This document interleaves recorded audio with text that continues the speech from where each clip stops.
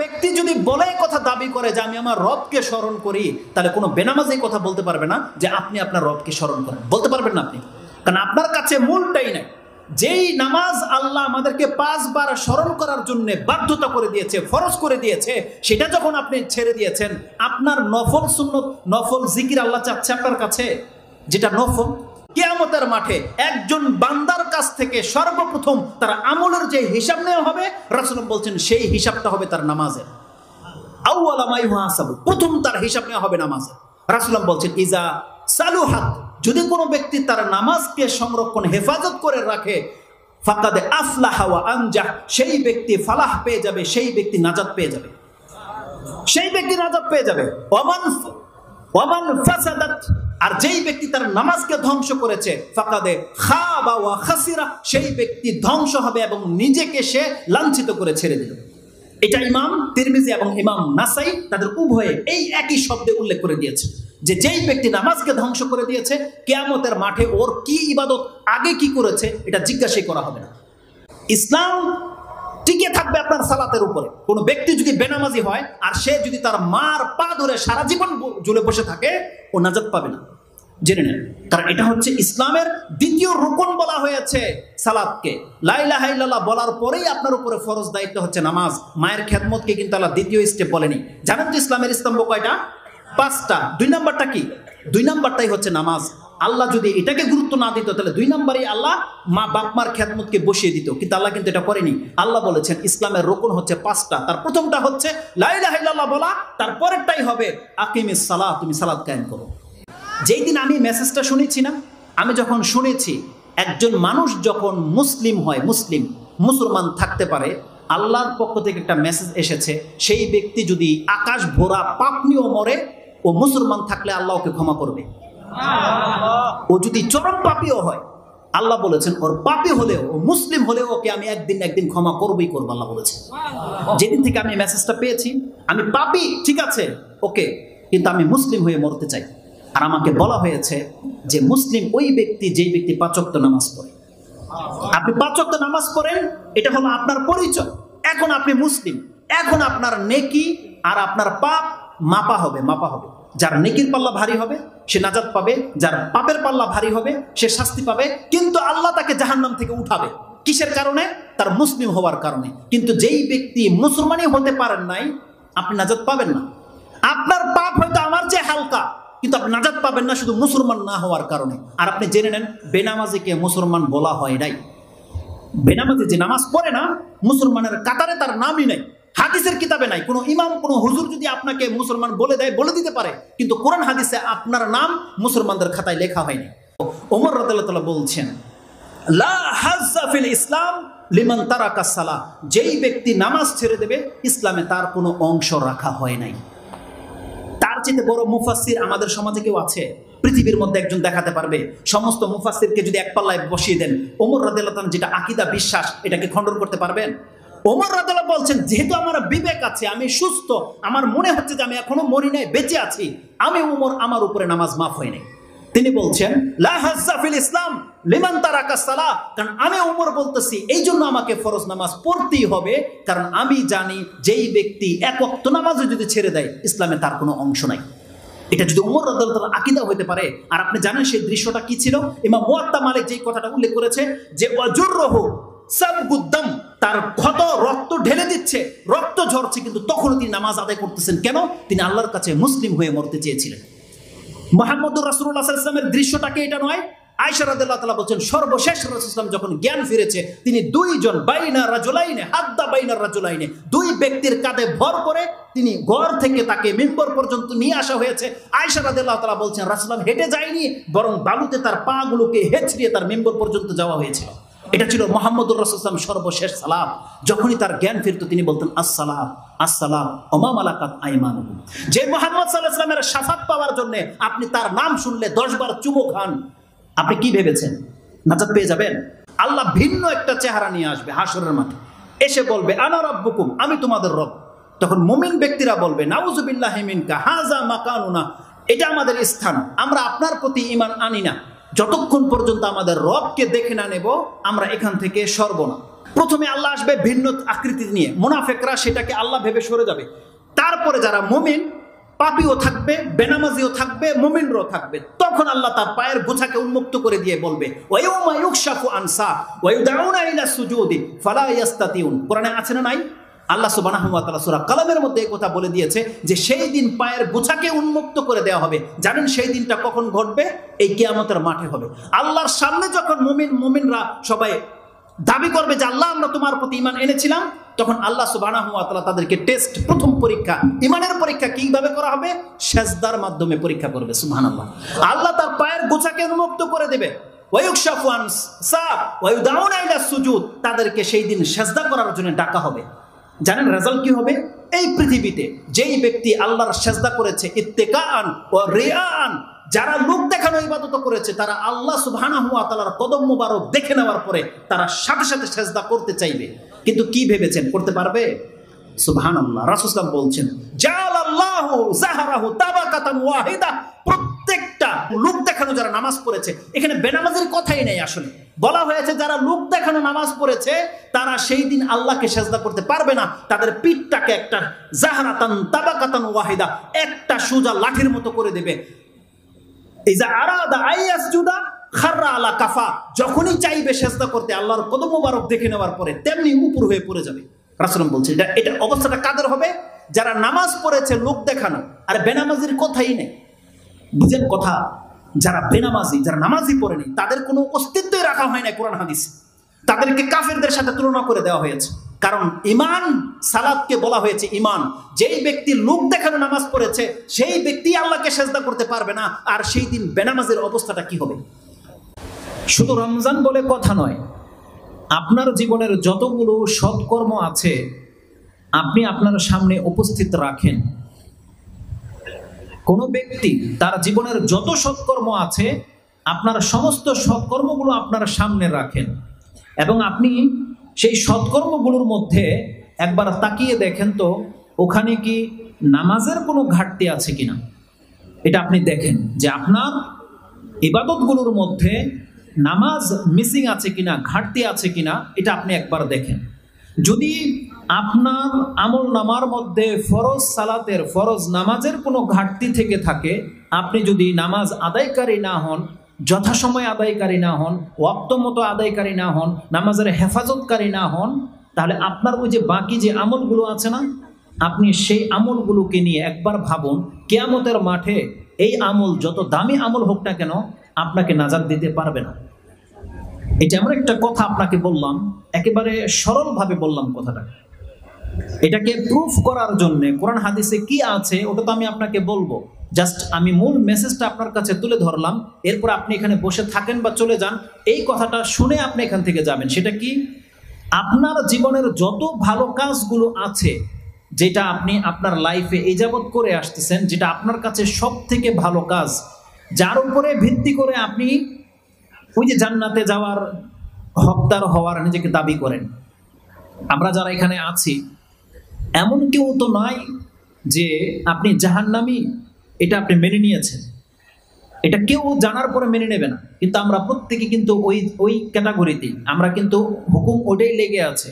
বিচার যদি শুরু হয়ে যায়, আপনাকে যদি বিচার আপনাকে করতে দেওয়া হয়, আপনি দেখতে পাবেন যে আপনার আমার জায়গাটা অলরেডি জাহান্নামী আছে, কিন্তু আমরা ভাবছি না।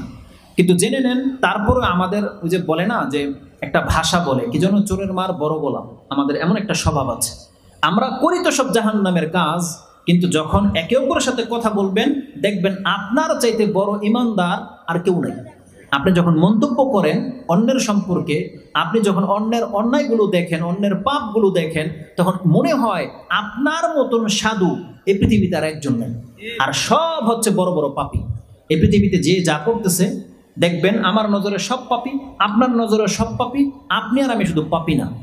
এটা হচ্ছে আমাদের মেন্টালিটি। কিন্তু যেই লোকটার পাপ আপনার চোখে বড় মনে হলো, ওই লোকের চেয়ে অনেক বড় পাপী আমি আর আপনি, কিন্তু আমাদের এই পাপটা ফিল হয় না। এই জন্য কথাটাকে এভাবে বললাম, আপনার জীবনের যত ভালো কাজ আছে সব এক জায়গায় করেন, এবং ওই ভালো কাজগুলোর মধ্যে যদি নামাজ না থাকে আপনি জেনে নেন ওগুলোকে ফোল্ডিং করে দিয়ে আল্লাহ সুবহানাহু ওয়া তাআলা ধূলিসাৎ করে দেবে, ধূলিসাৎ।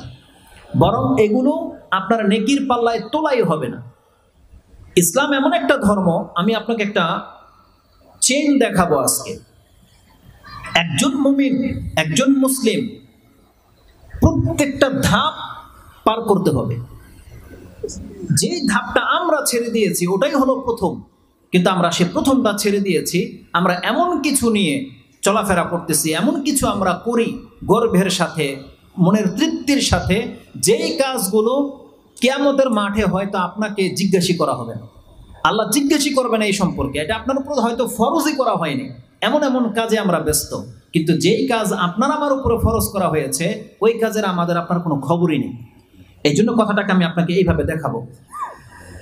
বলেছিলাম যে আমরা যে ভালো কাজগুলো করি, আমাদের সেন্সে আমরা সব থেকে ভালো ভালো কাজগুলো করতেছি, কিন্তু আমরা অধিকাংশ মুসলিম জানি না যে আল্লাহর নজরে আমরা কি আসলে ভালো কাজ করতেছি নাকি কোনো কাজই করতেছি না। এটা আমাদেরকে দেখতে হবে। 5 ওয়াক্ত নামাজ, এই 5 ওয়াক্ত নামাজ এটা একটা ইবাদত। এই ইবাদতটার মান কি যদি আপনি জানতেন, তাহলে কোনো ব্যক্তি তার জীবন হয়তো একেবারে দুর্বিষহ কাটতো, কিন্তু কোনোদিন ও নামাজ ছেড়ে দেবে এটা কোনোদিনও কল্পনায় আসতো না। কোনো ব্যক্তি যদি এমন থেকে থাকেন, বলেন তো দেখি, আপনাকে যদি বলা হয় তোকে 1 লাখ টাকা দেব, তুই বল আল্লাহ নাই, আল্লাহ বলে কেউ নাই, মানবেন কোনো ব্যক্তি? মানবেন না। কিন্তু আপনাকে যদি বলা হয় যে চল ওখানে গেলে একটা খেলার টিম আছে, জিততে পারলে 500 টাকা পাবি, বা মাছ ধরা আছে, ওখানে গেলে একটা মাছ পেলেই তো 5,000 1,000 2,000 যাই হয়, একটা কাজ আছে, এই কাজটা করে দিতে পারলে 200-300 টাকা পাবি। আমরা সেই কাজের মধ্যে লেগে ওই 100 200 500 1000 টাকার জন্য আপনি কিন্তু সালাত আদায় করতেছেন না, আপনি নামাজ পড়তেছেন না, কারণ আপনার কাছে এটা কোনোদিন এই মেসেজটা কেউ দেয় নাই। নামাজ ছেড়ে দেওয়াটা হচ্ছে লা ইলাহা ইল্লাল্লাহটাকে কেটে দেওয়া। আপনি যে আল্লাহ আছে এই কথাটাকে অস্বীকার করা আর নামাজ ছেড়ে দেওয়া যে একই জিনিস, এটা আপনাকে আমাকে কেউ আজ পর্যন্ত এইভাবে বুঝায় নাই। এটা জেনে নেন, এটা খুব মারাত্মক একটা ব্যাপার। কিন্তু এই কথাগুলো কোরআন এবং হাদিসে রয়েছে, কোরআন হাদিসে রয়ে গেছে, কিন্তু আমাদের কানে এই কথাটা আসেনি। আজকে অধিকাংশ মুসলিম যারা আমরা নামাজ পড়ি না, তারা মুখে তো বলি লা ইলাহা ইল্লাল্লাহ, কিন্তু এটা আমরা জানি না বা আমাদেরকে বলা হয়নি যে লা ইলাহা ইল্লাল্লাহ যেটা আমাদের অন্তরে আছে ওটারই বহিঃপ্রকাশ হচ্ছে 5 ওয়াক্ত নামাজ। যেই ব্যক্তি বলবে লা ইলাহা ইল্লাল্লাহ, এটা তার ভিতরে আছে, এটা তার সত্য কিনা মিথ্যা এটার প্রমাণই হচ্ছে 5 ওয়াক্ত নামাজ। যেই ব্যক্তি নামাজ পড়ে না, মূলত ও আল্লাহ আছে এটা মানে না। এটা আমি আজকে আপনার কাছে প্রমাণ করব, যদি ওই পর্যন্ত আমার সময় যায়। এবার আসুন নামাজ সম্পর্কে কি আছে আমি আপনাকে দেখাই। আমাদেরকে আল্লাহ সুবহানাহু ওয়া তাআলা সৃষ্টি কেন করেছে, আপনার আমার জন্মটা যে কেন হয়েছে, এটা যদি কোনো ব্যক্তি যদি স্মরণ রাখতে পারে, তাহলে দেখবেন যে যতদিন আপনার স্মরণে থাকবে ততদিন আপনার লাইফ আজকের চেয়ে ব্যতিক্রম কাটবে। আমরা আজকে জানি না, আজকে অধিকাংশ মানুষ আমরা জানি না আমরা কারা, কোত্থেকে আসলাম। আমরা কি এমনিতেই বন্যার পানির মতো ভেসে আসা কোনো কিছু জন্মে গেছি, নাকি আমাদেরকে কেউ সৃষ্টি করেছে, আমাদেরকে কেউ উদ্দেশ্য করে কোনো না কোনো কারণে আমাদেরকে সৃষ্টি করেছে? এটা কি আমরা ভাবি? আমরা ভাবি না, খুব কম লোকে আছে আমরা এটা ভাবি। কিন্তু আপনি জেনে নেন, যেই দিন আপনার এই অস্তিত্বের প্রমাণ আপনার কাছে হয়ে যাবে যে আমি কে, আপনি যদি আপনার প্রশ্নটা জেনে যান, আপনাকে বলতে হবে না নামাজ পড়েন, বলতে হবে না। এটা আমি বলছি আপনাকে, যেই দিন আপনি জানতে পারবেন আপনি কে, আপনার পরিচয়টা জানতে পারলে আপনাকে আর বলতে হবে না তুমি নামাজ পড়ো, বলতে হবে না আপনাকে। আপনাকে বলতে হবে না তুমি এটা করো, এই হারাম কাজে লিপ্ত হয়েও না, এটা বলতে হবে না। আপনি অটোমেটিকলি সোজা হয়ে যাবেন। কিন্তু আমরা জানি না আমরা কারা। আল্লাহ সুবহানাহু ওয়া তাআলা বলছেন, বান্দা তোদেরকে সৃষ্টি করা হয়েছে উদ্দেশ্য নিয়ে, একটা উদ্দেশ্য নিয়ে তোকে সৃষ্টি করা হয়েছে। আর সেই উদ্দেশ্যটা কি, এটা প্রায় সময় আমরা বলি। কোরআন আল্লাহ এলান করে দিয়েছে, স্পষ্টভাবে বলে দিয়েছে। আল্লাহ বলছেন, ওমা খালাকতুল জিন্না ওয়াল ইনসা ইল্লা লিয়াবুদুন। আল্লাহ বলছেন, বান্দা তোমাদেরকে আমি সৃষ্টি করতাম না, তবে আমি করেছি একটা উদ্দেশ্য নিয়ে। এই জমিনে তোমাদেরকে সৃষ্টি করার পেছনে আমার একটাই উদ্দেশ্য, এছাড়া অন্য কোনো উদ্দেশ্যে তোমাদেরকে সৃষ্টি করা হয়নি। সেটা হচ্ছে তোমরা একমাত্র আমার ইবাদত করবে। এটা আল্লাহ বলেছে আপনাকে আমাকে, যে তোমাকে সৃষ্টি করা হয়েছে। এখানে 3টা পরিচয়। এক হলো আমরা সৃষ্টি, তার মানে আমাদেরকে কেউ না কেউ বানিয়েছে। কে বানিয়েছে? একজন বানিয়েছে, তিনি হচ্ছেন আল্লাহ, তিনি হচ্ছেন স্রষ্টা। আর সে আল্লাহ সুবহানাহু ওয়া তাআলা বলছেন কেন বানিয়েছি, বলছে আমার ইবাদত করার জন্য। এই একটা, এতে 3টা পরিচয় আছে। এক, আপনার পরিচয় আছে তাহলে আপনার পরিচয় হলো আপনি আর আমি সৃষ্টি, তার মানে আমি আর আপনি যেহেতু সৃষ্টি, তার মানে কেউ না কেউ আমাদেরকে সৃষ্টি করেছে, তিনি হচ্ছেন স্রষ্টা। তিনি কে? আল্লাহ। কেন করেছে? বলছে আমার ইবাদত করার জন্য তোমাকে সৃষ্টি করেছি। একটা আয়াতের মধ্যে তিনটা দিক বলা হয়েছে, আমরা সৃষ্টি, আমাদের স্রষ্টা রয়েছে, আর আমাদের স্রষ্টা বলেছে বান্দা তোকে সৃষ্টি করা হয়েছে আমার ইবাদত করার জন্য, বন্দেগী করার জন্য। এটা হলো আল্লাহ সুবহানাহু ওয়া তাআলার মূল উদ্দেশ্য, যেটা আমাদেরকে কোরআনে জানিয়ে দেওয়া হয়েছে। কিন্তু আপনি লক্ষ্য করে দেখতে পারবেন আজকে আমাদের সারাদিন কেটেছে বা আমাদের লাইফ 30, 40, 50 বছর পার হয়ে গেছে, শুধু এই জিনিসটা, এই ইবাদত করার জন্য সৃষ্টি করা হয়েছে, আমরা শুধু এটাকে বাদ দিয়ে বাকি যত রকমের চিন্তা, যত রকমের উদ্দেশ্য আছে, আমরা সেই উদ্দেশ্য নিয়ে এই জমিনে চলাফেরা করতেছি। ওই একটা উদ্দেশ্য ছেড়ে দিয়েছি, অথচ ওই একটা উদ্দেশ্যের জন্যই আল্লাহ আমাদেরকে সৃষ্টি করেছে। আল্লাহ আমাদেরকে বলেনি এই জমিনের মধ্যে তুমি যা ইচ্ছা তাই করো, তুমি এই জমিনে তোমার বসত বিটা বানিয়ে নাও, তোমার এখানে আধিপত্য বিস্তার করে নাও, এটা আল্লাহ বলেনি। আল্লাহ বলছেন বান্দা তোমার আমার জন্মটা হয়েছে আল্লাহর ইবাদত করার জন্য, আল্লাহর ইবাদত করার জন্য। এখন আপনাকে এটা জানতে হবে যে সব ইবাদত কি আমাদের উপরে বাধ্যতামূলক? এটা হচ্ছে বিষয়।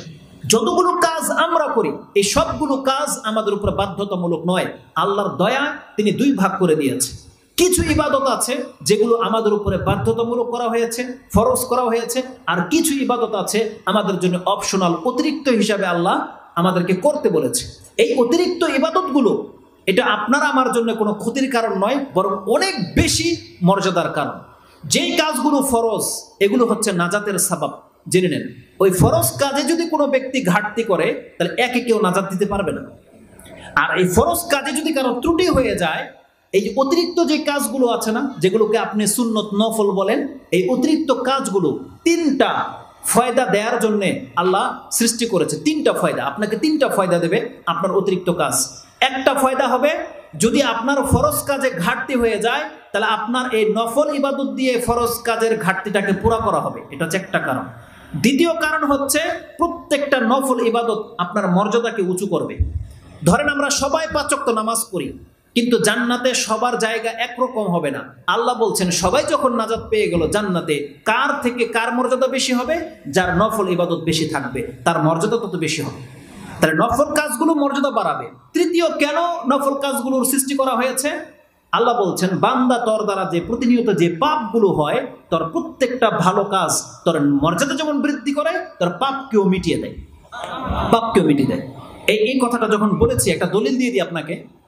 কোরআনে আল্লাহ সুবহানাহু ওয়া তাআলা সূরা হুদ 11 নম্বর সূরার 114 নম্বর আয়াতে এই কথাটা বলেছেন। আল্লাহ বলছেন ওয়া আকিমিস সালাতা তারাফাইন নাহারি ওয়া যুলাফাম মিনাল লাইল ইন্নাল হাসানাতি ইউযহিবুনাস সাইয়্যাত যালিকা যিকরা লিয-যাকিরিন। এটা এমন একটা উপদেশ, যারা উপদেশ নিতে চায় এটা তাদের জন্য উপদেশ। আল্লাহ বলছেন ওয়া আকিমিস সালাতা তারাফাইন নাহারি ওয়া যুলাফাম মিনাল লাইল, তুমি দিনের দুই প্রান্তে এবং রাতের কিছু অংশে সালাত আদায় করো। তারপর আল্লাহ বলছেন কেন? ইন্নাল হাসানাতি ইউযহিবুনাস সাইয়্যাত, কারণ প্রত্যেকটা ভালো কাজ বান্দা তোর জীবনের পাপকে মিটিয়ে দেয়। তার মানে প্রত্যেকটা ভালো কাজ করলেই একটা আপনার নেকি বাড়ে এবং আপনার একটা গুনাহ খাতা মাফ হয়ে যায়। এটা প্রত্যেকটা ভালো কাজের মধ্যে ক্ষমতা আছে। কিন্তু এই নফল কাজগুলো কখন আপনার উপকারে আসবে? যখন আপনার এই ফরজ কাজটা ঠিক থাকবে। এই ফরজ কাজ, কিন্তু আমাদের চরিত্র কি জানেন? এই ফরজ কাজটাই আমাদের ঠিক নাই, কিন্তু আমাদের জীবনে অনেক নফল কাজ আছে, অনেক নফল কাজ। আপনি দেখা যায় বন্ধু বান্ধবদের সাথে হাসি ঠাট্টা তামাশায় মস্করায় ব্যস্ত, আপনার টাকা পয়সা সব তাদেরকে খাইয়ে দিচ্ছেন, ভালো ভালো কাজ করছেন, সমাজ কল্যাণমূলক কত কাজে আপনাকে আগে দেখা যায়। রাস্তা ঠিক করতে হবে আপনি আগে, চাঁদা কালেকশন করতে হবে আপনি আগে, কাউকে রিক্সা ধাক্কা দিয়ে উঠিয়ে দিতে হবে সেখানে আপনি আগে, সব ওকে, সব ওকে। বাপমার খ্যাতমত এটা তো ফরজ কাজ, কিন্তু অন্যান্য ভাই বোনদেরকে লালন পালন করা ও আপনার সব টাকা পয়সা আপনি বিলিয়ে দিচ্ছেন। বিয়ে শাদীতে শ্বশুর বাড়ির মধ্যে সমস্ত দামি দামি খাবার আপনি নিয়ে যান বা কত কিছু। সমাজের বহু ভালো কাজ আপনি করতেছেন, আপনি টুপি পরতেছেন, আপনি দাড়ি রেখেছেন, আবার সিগারেটও খান। আমাদের সমাজের কিছু মুরব্বীকে দেখেছি, সুবহানাল্লাহ, দেখলে তো কষ্ট হয়। দাড়ি সাদা হয়ে গেছে, মাথায় টুপি, আবার আমাদের মধ্যে জুব্বাও আছে, আবার হাতে সিগারেটও আছে। লাঞ্ছিত জাতি এরা, লাঞ্ছিত। যারা তাদের দাড়ির কদর বোঝে না, টুপির কদর বোঝে না, একটা ইসলামিক লেবাসের কদর বোঝে না, তারপরে প্রকাশ্যে হারাম খায়, নিঃসন্দেহে লাঞ্ছিত হবে। তার এই লেবাস পোশাক তাকে বাঁচাতে পারবে না, অবশ্যই সে লাঞ্ছিত হবে দুনিয়া এবং পরকালে, যারা এইভাবে প্রকাশ্যে পাপ করে। তো কথা হচ্ছে যে আমাদের মূল বেসিক যেটা কাজ, যেটা ফরজ ইবাদত, এটাই আমাদের মিসিং আছে। জেনে নেন, ওই ফরজ ইবাদত যদি মিসিং থাকে, আপনার নফল আপনাকে কোনোদিন নাজাত দিতে পারবে না। তো যতগুলো ফরজ কাজ আছে আপনি জেনে নেন, একটা মুসলিমের জীবনের সব থেকে বড় ফরজ কাজ হচ্ছে 5 ওয়াক্ত নামাজ। সব থেকে বড় ফরজ কাজ। যদি আপনি বলেন ওই পুরো পৃথিবীর মানুষের সব থেকে বড় ফরজ কাজ কি, বলতে পারেন এই পৃথিবীর মানুষের মধ্যে, মানুষের উপরে সব থেকে বড় ফরজ কাজ কি? কেউ কি বলতে পারেন? এই পুরো পৃথিবীর মানুষ, আল্লাহ প্রথম তাকে যে কমান্ড করবে, আদেশ করবে, একটা মানুষের উপরে সব থেকে বড় ফরজ কাজ কি বলেন তো দেখি?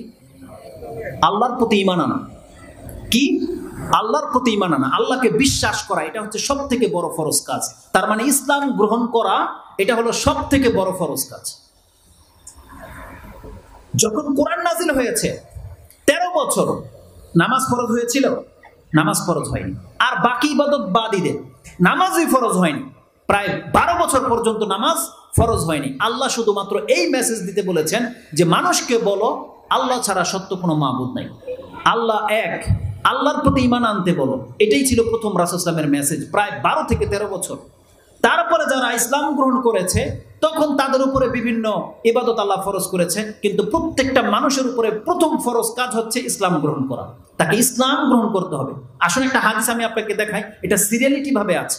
মুআয বিন জাবাল তিনি বলছেন, কুনতু মা'আন নবী সাল্লাল্লাহু আলাইহি ওয়াসাল্লাম আলা সাফারিন ফাকাল লি আলা উখবিরুকা বিআমরিল বিরাসিল আমরি কুল্লি ওয়া আমুদিহি ওয়া জিরওয়াতা সানামিহি। কুলতু বালা ইয়া রাসূলুল্লাহ। রাসূলুল্লাহ সাল্লাল্লাহু আলাইহি ওয়াসাল্লাম মুআয বিন জাবালকে বলছেন এক সফরে যে, মুআয, আমি কি তোমাকে বলবো সব কিছুর মাথা কি? মানে যেই কোনো একটা ভালো কিছুর বা নাজাতের বা সব থেকে দামি কিছুর মাথাটা কি? কারণ সব জিনিসের একটা মাথা থাকে, মাথা না থাকলে তার কোনো মূল্যই নেই। আপনার আমার কল্লাটাকে যদি কেটে নেওয়া হয়, আপনার আমার কোনো মূল্য থাকবে? কোনো মূল্য থাকবে না। রাসূলুল্লাহ বলছেন সব কিছুর মূল মাথাটা কি, আমি এটাকে বলবো? বলছে, বাবা ইয়া রাসূলুল্লাহ। রাসূলুল্লাহ বলছেন, রাসুল আমরিল ইসলাম, সব কিছুর মাথা মূল হচ্ছে ইসলাম। যার ইসলাম নাই তার আর কিছুই নেই। যার ইসলাম নাই তার কিছুই নেই। কোনো ব্যক্তি যদি মুসলিম না হয় আর সে যদি মাদার তেরেসার মতো তার জীবনের সমস্ত সম্পদ দান করে দেয়, ও কাল কিয়ামতের দিন নাজাত পাবে না। ওই হাতেম তাইয়ের মতো যেই গল্প আমাদেরকে শোনানো হয় যে হাতেম তাই এত বেশি দাতা ছিল যে তার বহু সম্পত্তি সে দান করে দিয়েছিল, মেহমানদারি করত, কিন্তু আফসোস বেচারা ইসলাম গ্রহণ করেনি। রাসূলুল্লাহ বলছেন, যেই ব্যক্তি ইসলাম গ্রহণ করেনি তার কোনো ভালো কাজ তাকে নাজাত দিতে পারবে না। অতএব আপনারা যারা ইসলাম গ্রহণ করে নিয়েছেন, নিজেদেরকে মুসলিম করে ফেলেছেন, বা যেইভাবে হোক মুসলিমের ঘরে জন্ম হয়ে গেছে, আপনি কত বড় একটা কাজ করেছেন এটা আপনি বুঝতেই পারতেছেন না। যদি এই ইসলামের কারণে নাজাত পেয়ে যান তখন বুঝতে পারবেন যে এটা কত বড় কাজ, তখন বুঝতে পারবেন। এটা এখন দুনিয়াতে আপনি বুঝতে পারবেন না। যে ইসলাম আপনি জন্মসূত্রে পেয়ে গেছেন, অথবা বাই বার্থ যেটা হয়েছে আমাদের, অথবা কোনো হিন্দু যদি এখানে থেকে থাকেন যে হিন্দুর ঘরে জন্ম কিন্তু ইসলাম গ্রহণ করেছিলেন, কোনো খ্রিস্টান যদি এমন হয়ে থাকে যে খ্রিস্টানের ঘরে জন্ম হয়ে ইসলামটাকে গ্রহণ করে নিয়েছে, ও যদি এই ইসলামের উপরে মরতে পারে, ও এর বেনিফিটে যখন জান্নাত পেয়ে যাবে তখনও বুঝতে পারবে যে ইসলাম কত বড় সম্পদ। তখন বুঝতে পারবে, প্রত্যেকটা মুসলিম তখন বুঝতে পারবে। এখন দুনিয়াতে সে বুঝতে পারতেছে না, সে অভাবী, সে তো অভাবী কষ্টে আছে, কিন্তু সে বুঝতে পারতেছে না ইসলামটা তার কত বড় সম্পদ, সে বুঝতে পারতেছে না। কিন্তু এই ইসলামের কারণে যখন সে নাজাত পেয়ে যাবে তখন সে বুঝতে পারবে যে আল্লাহ আমাকে কত বড় সম্পদ দিয়েছিল, তখন বুঝতে পারবে। কারণ আল্লাহ সুবহানাহু ওয়া তাআলা, এটাও সূরা ইউনূসে আল্লাহ বলেছেন 10 নম্বর আয়াতে, সম্ভবত 10 নম্বর সূরা 10 নম্বর আয়াতে আল্লাহ বলছেন, যখন একজন লোককে জান্নাত দিয়ে দেওয়া হবে এবং জান্নাতের নাজ নেয়াজ যখন সে ভোগ করবে, সে তার সর্বশেষ, বলছে আল্লাহ সুবহানাহু ওয়া তাআলা বলবে, আল্লাহর সে নিয়ামত পেয়ে তার মুখে কোনো কিছু ভাষা তো থাকবে না শুকরিয়া আদায় করার মতো। আল্লাহ বলবে, আল্লাহ বলছেন কোরআনে সেই আয়াতটা, যে এত নিয়ামত পাওয়ার পরে আমার শুকরিয়া আদায় করার মতো তো ওর কাছে আর কিছু নাই, ও শুধু নিয়ামত আর নিয়ামত দেখবে। সাম্মা রাআইতা নাঈমান ওয়া মুলকান কাবীরা, আল্লাহ বলছেন সে বিশাল রাজত্ব দেখতে পাবে। এগুলো দেখে সে শুধু আল্লাহ সুবহানাহু ওয়া তাআলার প্রশংসার ছলে শুধু এতটাই বলবে, আলহামদুলিল্লাহি রাব্বিল আলামিন, বিশ্ব জগতের প্রতিপালকের প্রশংসা। তার আর কিছু করার থাকবে না সেই দিন, কারণ কিছু তো নাই, কেমনে চুকাবে আল্লাহ সুবহানাহু ওয়া তাআলার নিয়ামত। সে শুধু এতটাই বলবে, আলহামদুলিল্লাহ, যে আল্লাহ আমাকে মুসলমানের ঘরে জন্ম দিয়েছিল। যে আল্লাহ আমাকে আজকে নাজাত দিয়েছে সে শুধু আল্লাহর প্রশংসা করবে, ছাড়া কিছু করতে পারবে না। তাহলে ইসলাম হচ্ছে সব থেকে বড় কাজ। রাসূলুল্লাহ সাল্লাল্লাহু আলাইহি ওয়াসাল্লাম বলছেন রাসুল আমরুল ইসলাম, সবকিছুর মূলে হচ্ছে ইসলাম। কিন্তু এই ইসলামটাকে আল্লাহ জানেন কি করেছেন? আল্লাহ সুবহানাহু ওয়া তাআলা দাঁড় করিয়ে দিয়েছে কিসের উপরে? একটা খুঁটির উপরে। রাসূল সাল্লাল্লাহু আলাইহি ওয়াসাল্লাম বলছেন ও আমুদুহু as-সালাত, আর সেই ইসলামের আমুদ খুঁটি হচ্ছে নামাজ। তার মানে মাথাটাকে আমাদের যে বডির উপরে বসিয়ে দেওয়া হয়েছে, এই বডিটা হচ্ছে নামাজ। আজকে আমরা বলতেছি আমার মাথা আছে, কিন্তু বডিবিহীন মাথা। আপনার যেমন মাথাবিহীন বডি অচল, আর কারো যদি মাথা থাকে বডি নাই, কি মনে করেন সচল হবে? এটাও অচল। তো কিছু জিনিস আছে মাথাবিহীন বডি সচল, আর কিছু জিনিস আছে বডিবিহীন মাথা সচল। কিন্তু আল্লাহ সুবহানাহু ওয়া তাআলা বলছেন প্রত্যেকটা মুসলিম ইসলামবিহীন অচল, সালাতবিহীন ইসলাম অচল। আপনি জেনে নেন, ইসলামটাকে বলা হয়েছে আপনার মাথা, কিন্তু আপনার বডি বলা হয়েছে সালাত। রাসূলুল্লাহ বলছেন ও আমুদুহু as-সালাত ওয়া জিরওয়াতু সানামিহিল জিহাদ। আর জেনে নাও এই জায়গাটা হচ্ছে তোমার ইসলাম। এই জায়গাটাতে এখন তুমি ঘর বানাও, কি করো করতে পারবে, কিন্তু যার ইসলাম নাই তার মানে তার জায়গাই নেই। সে কি ওই যে বন্যায় ভেসে যাচ্ছে, নদী পার ভেঙে যাচ্ছে, ওখানে গিয়ে আপনি বাড়ি ঘর করবেন, পিলার গাড়বেন, পিলার টিকবে না। আপনার ধরেন কোনো জায়গা সম্পত্তি নাই, কিন্তু আপনার কাছে পিলার করার মতো টাকা আছে। আপনাকে যদি এই জায়গাতে ঘর বানাইতে দেওয়া না হয়, আপনি শূন্যের উপরে পিলার গাড়তে পারবেন না। তার মানে আমাদের যে ইবাদতগুলো আমরা করতেছি, এটা তখনই কাজে আসবে যখন আপনার আমার ইসলাম থাকবে। আপনি নিজেকে যখন মুসলিম দাবি করতেছেন, এখন আপনার মাঝে এমন একটা যোগ্যতা তৈরি হয়ে গেছে, এখন আপনি যদি ভালো কাজ করেন সেটা আল্লাহর কাছে গ্রান্টেড হবে, গ্রহণযোগ্য হবে। কিন্তু যেই ব্যক্তি ইসলাম গ্রহণ করেনি, ওরা কত ভালো ভালো কাজ করতেছে, রেড ক্রিসেন্ট সোসাইটি, বিভিন্ন সংস্থা চালাচ্ছে, কত রকমের ওরা এনজিও তে দান সাদকা করতেছে। জেনে নেন আল্লাহর দয়া এটা মুসলিমদের উপরে। আল্লাহ বলছেন কোনো মুসলিম ছাড়া কোনো ব্যক্তির ইবাদত আমি আল্লাহ গ্রহণ করি না, একমাত্র মুসলিমদের ইবাদত আল্লাহ গ্রহণ করে। সেই ইসলাম আপনারা পেয়ে বসে আছেন, কিন্তু এখন ইসলামটাকে আপনারা সচল রাখার জায়গায় নিজে নিজে ধ্বংস করে দিচ্ছেন। আপনাদের এই ইসলামটা হচ্ছে বাপদাদার পাওয়া সম্পত্তির মতো। আপনি বহু অধমকে দেখবেন, নিজে 1 টাকা কামানোর যোগ্যতা তো নাই, কিন্তু তার বাপদাদা যে সম্পত্তি রেখে গিয়েছিল, ও বসে বসে খেতে খেতে সব বিক্রি করে দিয়ে সাফ। এমন ব্যক্তিকে দেখেন না আপনি? আজকে আমাদের ইসলাম হয়ে গেছে তেমন। আল্লাহ আপনাকে আমাকে জন্মসূত্রে ইসলাম দিয়েছে, কিন্তু আমরা ইসলামটাকে ধ্বংস করতে করতে আমাদের মধ্যে আর হিন্দু আর খ্রিস্টানের মধ্যে কোনো পার্থক্য নাই। আপনি বলতে পারবেন না কিয়ামতের মাঠে যে আল্লাহ তুমি আমার উপরে নাইনসাফি করেছো, বলতে পারবেন না। আল্লাহ বলবে বান্দা তোকে তো আমি মুসলমানের ঘরে জন্ম দিয়েছিলাম, তারপরে কেন তুই জাহান্নামী হলি কেন? আর একটা হিন্দু, বৌদ্ধ, খ্রিস্টান ওরা জাহান্নামে যাবে, আল্লাহকে চিনে নাই। কিন্তু একটা মুসলমানের ঘরের সন্তান যদি ইসলাম পাওয়ার পরে জাহান্নামে যায়, ওর চাইতে অধপতন কোনো ব্যক্তি আছে? ওর চাইতে হতভাগা কোনো ব্যক্তি আছে? কিন্তু আমরা হলাম সে অধপতন বা হতভাগ্য জাতি, যে আমরা নিজেরা আমাদের ইসলামটাকে ধ্বংস করে দিচ্ছি। আমরা মুখে বলি আমরা মুসলিম, কিন্তু ইসলামটা যেই ইবাদতের উপরে টিকে আছে, সেই ইবাদত আমার আপনার নাই। রাসূল সাল্লাল্লাহু আলাইহি ওয়াসাল্লাম বলছেন রাসুল আমরুল ইসলাম ও আমুদুহু as-সালাত। ইসলাম হচ্ছে মূল, কিন্তু ইসলামটাকে আল্লাহ সুবহানাহু ওয়া তাআলা দাঁড় করিয়ে দিয়েছে নামাজের উপরে, নামাজ। আর ইমাম তিরমিজি রাহিমাহুল্লাহ তিনি এই হাদিসটাকে তার ইমানের অধ্যায়ে এনেছেন 26-16, তার মানে 2616 নম্বরে আপনি হাদিসটা পেয়ে যাবেন। হাদিসের বর্ণনাকারী হচ্ছে আবু হুরায়রা রাদিয়াল্লাহু তাআলা আনহু। ইমাম তিরমিজি কোট করেছে তার ইমানের অধ্যায়ে যে মা যা ফি হুরমাতিস সালাত। তিনি এইভাবে পর্বটা কায়েম করেছেন যে নামাজের হুরমাত, নামাজের গুরুত্ব সম্পর্কে আল্লাহ কি বলেছে, রাসূল সাল্লাল্লাহু আলাইহি ওয়াসাল্লামের হাদিসে কি আছে, এই ভাষায় তিনি এই হাদিসটাকে কোট করেছেন। তাহলে সালাত হচ্ছে ইসলামের পিলার। এই ক্যামেরাটা দাঁড় করে দেওয়া হয়েছে, এই পিলারটাকে যদি এখন সরিয়ে দেওয়া হয়, এই ক্যামেরা টিকবে না, এখানে ভেঙে পড়ে যাবে। এই ফ্যান একটা স্ট্যান্ডের উপরে দাঁড়িয়ে আছে, এটা ভেঙে যাবে যদি তার স্ট্যান্ডটাকে নষ্ট করে দেওয়া হয়।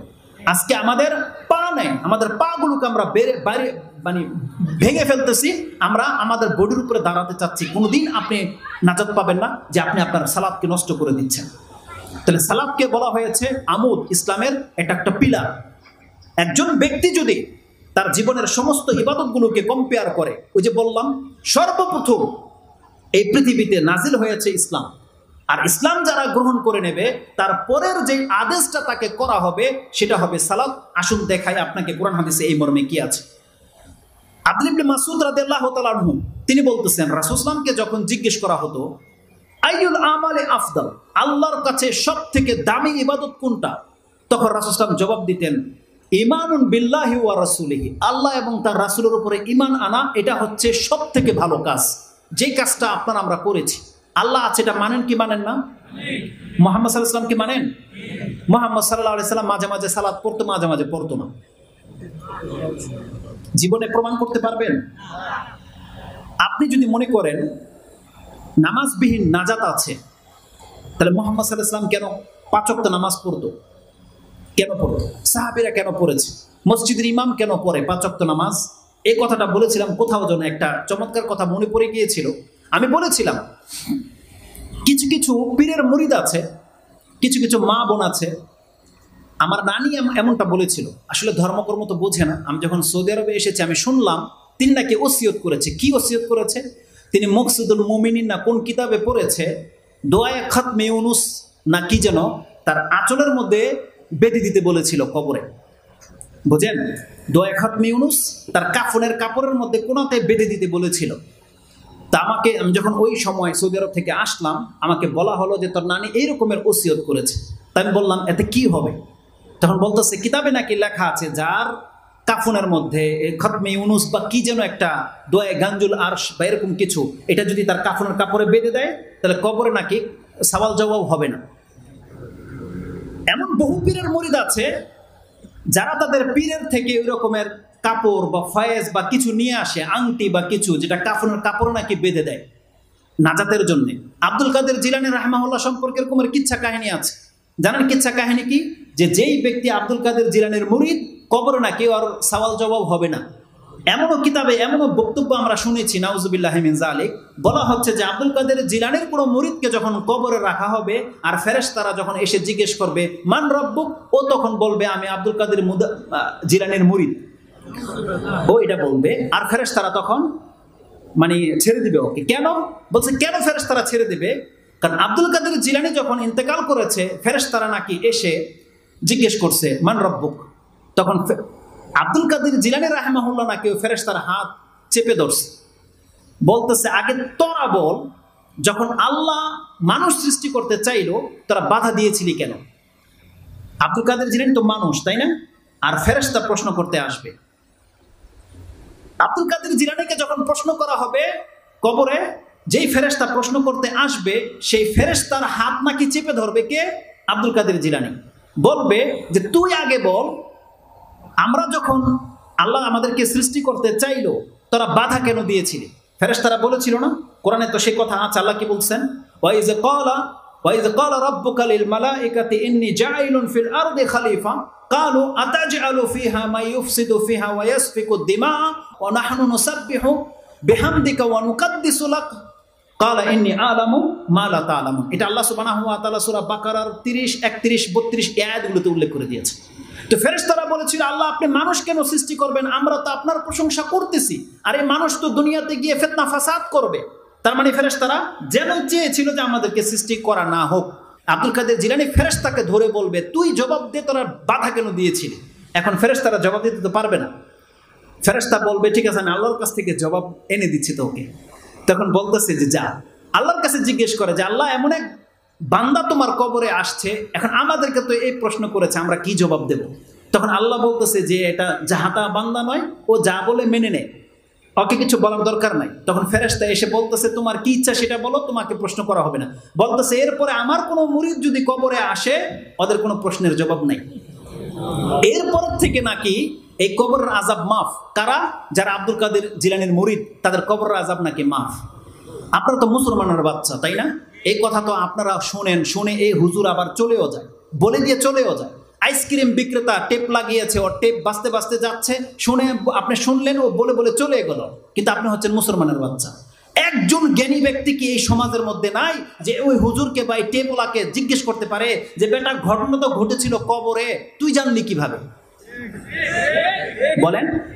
যে হুজুররা এইসব কথা বলে যে কবরে আব্দুল কাদের জিলানী ফেরেশতারা হাত চেপে ধরেছিল, ঘটনা তো কবরে, এ হুজুর কি করে জানলো? বলেন। আরে ভণ্ডামির একটা সীমা থাকে। তো এমনও কিছু মানুষ আছে আমরা শুনি তারা বলে যে কাফনের কাপড়ের সাথে কিছু নাকি কিছু বেঁধে দেয়, বা ওই যে মক্কায় যখন হজ করতে যায় উমরা মদিনার মাটি নিয়ে আসে, কাবা শরীফের গিলাপের কাপড় কেচি দিয়ে কাইটা চিন্তা করে দেন, চুরি করে নিয়ে আসে। বুঝতে পারেন, এত অধম জাতি আছে আমাদের চোখের দেখা। পাকিস্তানি কিছু কিছু লোক এমনটা করে, ব্লেড নিয়ে যায়, কাবার গিলাপ কাইটা নিয়ে চলে আসে। চিন্তা করা যায়? এমনটা করে কেন? এটা দিয়ে তাবিজ বানায় বা এটা নিয়ে কবরে দাফন কাফন করতে বলে। এমনকি এমনও মহিলা দেখেছি যারা তার এহরামের কাপড়টাকে জমজমের পানি দিয়ে ভিজিয়ে চুবিয়ে নিয়ে আসে, এরপর আর ধোয় না। বলছে কেন? ওটা দিয়ে ওকে দাফন কাফন করে কবরে দেওয়া হবে। আরে পুরো পৃথিবীর যদি এমন কোনো কিছু করে, আচ্ছা বলেন তো দেখি, এমন কোন সম্পদ আছে যেটা মুহাম্মদুর রাসূলুল্লাহ সাল্লাল্লাহু আলাইহি সাল্লামের জামার চাইতে বেশি বরকতপূর্ণ হতে পারে? যেটা মুহাম্মদ সাল্লাল্লাহু আলাইহি সাল্লামের গায়ের সাথে লেগেছিল। কবরে যদি কোনো ব্যক্তি মুক্তি পেত তাহলে আব্দুল্লাহ ইবনে উবাই পেত। সব থেকে বড় মুনাফিক আব্দুল্লাহ সাহাবী, তিনি কান্না করেছে রাসূল সাল্লাল্লাহু আলাইহি সাল্লামের কাছে, আমার পিতা তো মরে গেছে, এখন তার হবেটা কি? রাসূল সাল্লাল্লাহু বলছেন, আমার জামাটা তুমি তোমার বাবাকে পরিয়ে দিয়ে কবর রাখো, যদি এর কারণে আল্লাহ যদি মাফ করে দেয়, আল্লাহর ইচ্ছা। রাসূল করেছে এটা, কিন্তু নাজাত দিয়েছিল? সুবহানাল্লাহ, নাজাত দিতে পারেনি। রাসূলের কাপড় পেঁচিয়ে তাকে নামানো হয়েছিল কবরে। আল্লাহ সুবহানাহু ওয়া তাআলা পরে ওহী নাযিল করে দিয়েছে, মুহাম্মদ একে মাফ করব দূরের কথা, নেক্সট টাইম আপনি কোনো মুনাফিকের জানাজার নামাজে দাঁড়াবেন না, নেক্সট টাইম আর দাঁড়াবেন না। ওমর রাদিয়াল্লাহু আনহু টেনে ধরেছিল, টেনে রাসূল সাল্লাল্লাহু আলাইহি ওয়াসাল্লামের কাপড়, যে ইয়া রাসূলুল্লাহ আপনি মুনাফিকের জানাজার নামাজ পড়াবেন। রাসূল বলেছিল, আল্লাহ তো আমাকে নিষেধ করেনি, যতক্ষণ পর্যন্ত নিষেধ না করবে আমি মুহাম্মদ পড়বো। তার মানে কত দয়ালু রাসূলুল্লাহ সাল্লাল্লাহু আলাইহি ওয়াসাল্লাম, তিনিও পর্যন্ত মুনাফিকের জানাজার নামাজ পড়িয়েছেন। তারপরে আল্লাহ ওহী নাযিল করে দিয়েছে, না আপনার জন্য জায়েজ নাই যে আপনি কোনো মুনাফিকের নামাজ পড়াবেন, নিষেধ করে দেওয়া হয়েছে। সুবহানাল্লাহ। তাহলে এই ধরনের মেন্টালিটি যারা রাখে, যে আপনি বলেন তো দেখি, যারা নামাজ পড়েন না, আপনার কাছে কি এমন পেয়ে গেছেন, সেটা মদিনার মাটি হোক, কাবা শরীফের গিলাফের চাদর হোক, অথবা কোনো পীরের কোনো ওজিফা হোক, বলেন তো এমন কি আছে আপনার কাছে যেটা বিনা নামাজে আপনি কবরে নাজাত পেয়ে যাবেন, এই গ্যারান্টি পেয়ে গেলেন, যেটা আমরা জানি না? কি সেটা? আপনার বাপদাদা মুরব্বী, যেই মুরব্বীটা এই ঠান্ডার মধ্যে গিয়ে 5 ওয়াক্ত নামাজ মসজিদে পড়ে, নাজাতের জন্যই তো পড়ে, নাকি অন্য কোনো কারণে? আপনার কি একটু দয়া হয় না যে তাহলে এই মুরব্বীটাকে আমি সেই থিওরিটা বলে দিই, বা আমার ওইটা দেই তাকে কিছু, যে মুরব্বী আপনার নামাজ পড়ার দরকার নাই, আমার কাছে এটা আছে। এটা এমন কি আছে বলেন না, কারো কাছে কি আছে? কেন আপনারা নামাজ পড়েন না? একটা কিছু তো বলেন যে হুজুর আমার কাছে এটা আছে, যার ফলে আমার নামাজ পড়ার প্রয়োজন হয় না। কি সেই জিনিসটা কি? কোরআন তো বলতেছে যে সালাত মুহাম্মদ সাল্লাল্লাহু আলাইহি ওয়াসাল্লামের মাফ হয়নি মরার আগ পর্যন্ত, যে সালাত আবু বকর সিদ্দিক রাদিয়াল্লাহু তাআলা আনহুর মাফ হয়নি, যে সালাত ওমর রাদিয়াল্লাহু তাআলা আনহুর মাফ হয়নি, যে সালাত কোনো সাহাবীর মাফ হয় নাই, আপনি সেই সালাত ছেড়ে দিয়ে বসে আছেন, সেই নামাজ পড়তেছেন না। বলেন তো দেখি আপনার কাছে এমন কি অথেন্টিক, এমন কি পাওয়ারফুল কিছু আছে যেটা আপনি মরলে আল্লাহ আপনাকে মাফ করে দেবে? সেই জিনিসটা কি? কি আছে আপনার নাজাতের সেই জিনিসটা কি? সুবহানাল্লাহ। আমাদের হিতাহিত জ্ঞান একেবারে লোপ পেয়ে গেছে। আমরা আমাদের অন্তরের উপরে যে প্রলেপ পড়ে গেছে, এটা আল্লাহ সুবহানাহু ওয়া তাআলা কোরআনে উল্লেখ করে দিয়েছে। আল্লাহ সুবহানাহু ওয়া তাআলা জানেন কোরআনে কি বলেছে? এই আয়াতটা আমি একেবারে শেষে বলতাম, কিন্তু আমি জানি না আমার সময় কতদূর পর্যন্ত আছে, এজন্য আয়াতটা আমি এখন যেহেতু মনে পড়েছে বলে দিই। একই রকমের আয়াত কোরআনে 2-3 জায়গায় আছে। তার মধ্যে আপনি সূরা তোহা 20 নম্বর সূরার 125 নম্বর আয়াতের পর থেকে পাবেন। এই আয়াতগুলো আপনারা জানেন। সেটা কোনটা? যে ওমান আরাদা আন যিকরি ফাইন্না লাহু মাঈশাতান দানকা। এই আয়াতগুলো বহুবার শুনেছেন, ওটা আমি রিপিট করতেছি না। এটা 125 নম্বরে আছে সূরা তোহাতে। কিন্তু এই রকমের আয়াত আল্লাহ সুবহানাহু ওয়া তাআলা সূরা যুখরুফে রেখে দিয়েছে, 43 নম্বর সূরা 36 থেকে নিয়ে আপনি পড়েন। তাতে আল্লাহ সুবহানাহু ওয়া তাআলা বলছেন, ওমা ইয়াশু আন যিকরির রহমান নুকাইয়িদ লাহু শাইতানান ফাহুয়া লাহু কারিন। আল্লাহ বলছেন, যেই ব্যক্তি তার রহমানের স্মরণ থেকে নিজেকে দূরে করে রেখেছে, ওমা ইয়াশু আন যিকরির রহমান, দয়াময়ের আল্লাহকে স্মরণ করা থেকে যেই ব্যক্তি মুখ ফিরিয়ে নিয়েছে, আল্লাহ বলছেন নুকাইয়িদ লাহু শাইতানান ফাহুয়া লাহু কারিন, তার সাথে আমি একটা শয়তানকে বন্ধু করে দিয়েছি। সে তার সবসময় তার সঙ্গে থাকে, সবসময় তার লগেই থাকে, ও যেখানে যায় শয়তান ওখানেই যায়। আল্লাহ বলতেছে এই কথা। যেই ব্যক্তি আল্লাহকে স্মরণ করা ছেড়ে দিয়েছে, এটাকে স্মরণ করা কোন জিনিস জানেন? নামাজ। আল্লাহ বলছেন এই স্মরণ হচ্ছে নামাজ। কোথায় পাবেন আপনি এই কথাটা? সেটাও সূরা তোহার মধ্যে আছে। আল্লাহ মূসা আলাইহিস সালামকে আয়াত নাজিল করে দিয়ে বলছেন, ইয়া মূসা ইন্নী আখতারতুকা ফাসতামি লিমা ইউহা। আল্লাহ মূসা আলাইহিস সালামকে বলছেন, মূসা তুমি শোনো, আমি তোমার কাছে এখন একটা গুরুত্বপূর্ণ ওহী তোমার কাছে নাজিল করব। সেটা কি? তুমি কান খাড়া করে শোনো। তিনি বলেছিলেন, ইন্নী আনাল্লাহ, মূসা আমি কিন্তু তোমার আল্লাহ, আমি কিন্তু তোমাকে সৃষ্টি করেছি, আমি সেই আল্লাহ তোমার সাথে কথা বলতেছি। ইন্নী আনাল্লাহ, লা ইলাহা ইল্লা আনা, আমি ছাড়া সত্য কোনো ইলাহা নাই, ফা'বুদিনি, তুমি আমার ইবাদত করো। তিনি বলতেছেন ইন্নী আনাল্লাহ লা ইলাহা ইল্লা আনা ফা'বুদিনি ওয়া আকিমিস সালাতা লিযিকরি। মুসা তুমি নামাজ পড়ো, নামাজ প্রতিষ্ঠা করো আমার স্মরণ হলে, বা আমার স্মরণের জন্য তুমি সালাত কায়েম করো। মুসাকে বলছেন। তার মানে কোনো ব্যক্তি যদি বলে কথা দাবি করে যে আমি আমার রবকে স্মরণ করি, তাহলে কোনো বেনামাজি কথা বলতে পারবে না যে আপনি আপনার রবকে স্মরণ করেন। বলতে পারবেন না আপনি, কারণ আপনার কাছে মূলটাই নাই। যেই নামাজ আল্লাহ আমাদেরকে 5 বার স্মরণ করার জন্য বাধ্যতা করে দিয়েছে, ফরজ করে দিয়েছে, সেটা যখন আপনি ছেড়ে দিয়েছেন, আপনার নফল সুন্নত, নফল জিকির আল্লাহ চাচ্ছে আপনার কাছে, যেটা নফল। আপনি একবার হয়তো আলহামদুলিল্লাহ লা ইলাহা ইল্লাল্লাহ বলে দিবেন। আপনার এই আলহামদুলিল্লাহ লা ইলাহা ইল্লাল্লাহ বলা কিসের মতো জানেন? একটা সুন্দরী মেয়ে যাচ্ছে, দেখে বলতেছেন মাশাআল্লাহ।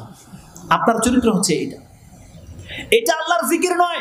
আপনি দেখতেছেন হারাম আর বলতেছেন মাশাআল্লাহ, এটা চলবে না। একটা মেয়ে ড্যান্সার, মা তার খালাকে বলতেছে তোর ভাতিজি এইবার স্কুলের ড্যান্সে ফার্স্ট হয়েছে, ও বলতেছে আলহামদুলিল্লাহ। বুঝেন কথা? এটা হলো আমাদের আল্লাহকে স্মরণ করা। ও ড্যান্সে ফার্স্ট হয়েছে, ও বলতেছে আলহামদুলিল্লাহ। আমাদের আল্লাহকে স্মরণ করা হচ্ছে আমাদের নাজায়েজ, মানে এটা মুখের ভাষা। এটা কেমন ভাষা আপনি বুঝে শুনে করেন নাই আলহামদুলিল্লাহ মানে কি জানেন না। আপনার ভাষাটা হচ্ছে ওই সৌদি আরবের হিন্দুর মতো। হিন্দু ও সালাম দেয় আসসালামু আলাইকুম, ও জানেন এর অর্থ কি। ও যে কোন জিজ্ঞাসা করে যে কাইফা হালুকা, বলছে আলহামদুলিল্লাহ, ঠিক আছে আসবি ইনশাআল্লাহ, ও এগুলোই বলে। ও মনে করে এগুলো আরব ভাষা। বুঝছেন? হিন্দুরা যখন সৌদি আরবে যায়, ও মনে করে এটা সবাই বলে, আমিও বলি। ও জানে না লা ইলাহা ইল্লাল্লাহ মানে কি, লা হাওলা। হিন্দুকে আমি বলতে শুনেছি, ও বলছে লা হাওলা ওয়ালা কুওয়াতা ইল্লা বিল্লাহ, ও বলতেছে, কিন্তু জানেন এর মানে কি। ও ভাবছে এটা আরব ভাষা। আজকে আমরা মুসলমানদের চরিত্র হয়ে গেছে তাই। ওই যে বললাম, ও ড্যান্সে বা জুয়া খেলে ফার্স্ট হয়ে আসছে, ও বলতেছে আলহামদুলিল্লাহ আমার ছেলে খেলায় ফার্স্ট।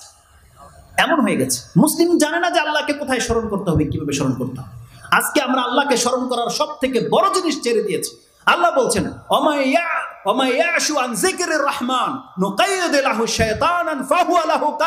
তার সাথে আমি একটা শয়তানকে সঙ্গী করে দিয়েছি, সে সব সময় তার সাথে চলাফেরা করে। এবং আল্লাহ বলছেন জানেন শয়তান কি করে আপনাকে?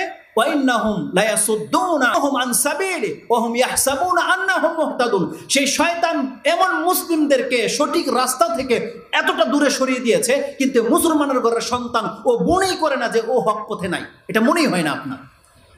যারা নামাজ পড়েন না, আপনি কি মনে হয় আপনি সবচেয়ে বড় পাপী? আপনার মনে হয় না। আপনার নজরে বড় পাপী হচ্ছে যেই ব্যক্তিটা দাঁড়িয়ে প্রস্রাব করতেছে, আপনার নজরে ও হচ্ছে বড় পাপী। যেই ব্যক্তিটা দাঁড়িয়ে পান করতেছে, পানি পান করে, আপনার নজরে ও হচ্ছে বড় পাপী। কিন্তু আপনি যে 5 ওয়াক্ত নামাজ পড়েন না, আপনি যে সবথেকে বড় পাপী, এটা আপনার ফিলই হয় না, আপনার অনুভবই হয় না।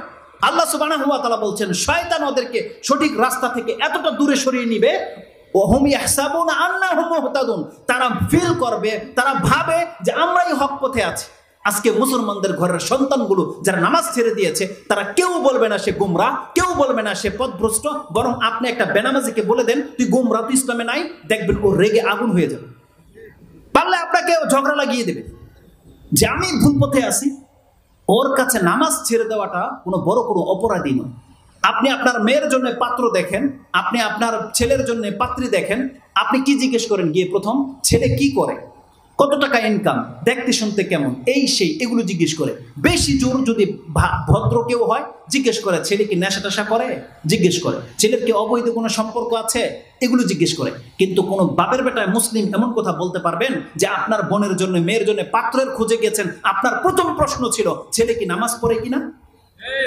বলতে পারবেন কোন ব্যক্তি এটা যে পুরুষ আপনি খুঁজেন যে এমন পাত্র চাই যে নামাজ পড়ে কিনা?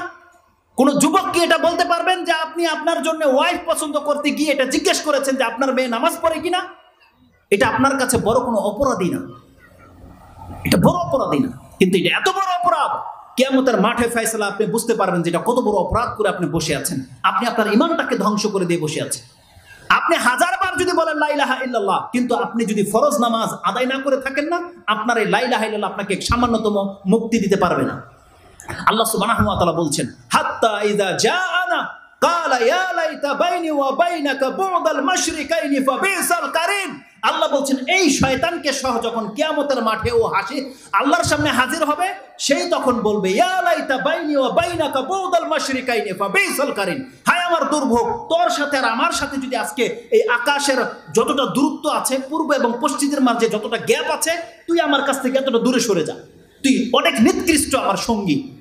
কিন্তু আপনি ভাবতেই পারতেছেন না যে আপনাকে শয়তান আল্লাহর রাস্তা থেকে কতটা দূরে সরিয়ে দিয়েছে।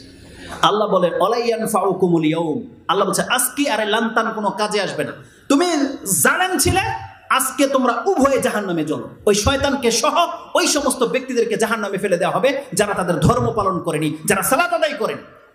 রাসূলুল্লাহ সাল্লাল্লাহু আলাইহি ওয়াসাল্লামকে জিজ্ঞাসা করা হয়েছে, খুব দ্রুত আমি কয়েকটা হাদিস আমি আপনাকে দেখাই।